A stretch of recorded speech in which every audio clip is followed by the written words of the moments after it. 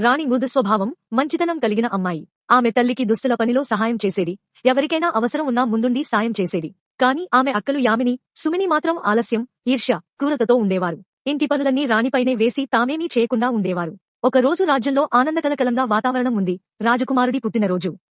రాజకుమారుడు గుర్రాలపై వీధుల్లో విహరిస్తూ ప్రజలకు నమస్కరిస్తున్నారు. ఆ దృశ్యాన్ని చూసి యామిని, సుమిని ఒక దుష్ట ప్రణాళిక వేశారు. వారు నేలపై ఒక రాయిని విసరగా, ఇంకో రాయిని రాణి చేతిలో పెట్టి, "నువ్వే విసిరావు" అని గట్టిగా అరుస్తూ అబద్ధం చెప్పారు.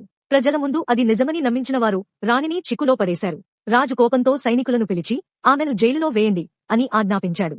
నిర్దోషి రాణి జైలుకు తీసుకెళ్లబడింది. కాని రాజకుమారుడికి ఆమె ముఖంలో కనిపించిన భయం, అమాయకత్వం మరచిపోలేకపోయాడు. రాత్రి ఆయన రహస్యంగా జైలుకి వెళ్లాడు. అక్కడ రాణి ఒక అనారోగ్య గార్డుకి నీరు ఇచ్చి సహాయం చేస్తూ చూశాడు. ఆమె కరుణ చూసి ఆయన మనసు కరిగిపోయింది. తర్వాత ఆయన ప్రతిరోజూ రాణిని చూడటానికి వెళ్లేవాడు. వారి మాటలు స్నేహంగా మొదలై ప్రేమగా మారాయి. తీర్పు రోజు వచ్చింది. యామిని, సుమిని ఆనందంగా రాణి శిక్ష కోసం ఎదురుచూశారు.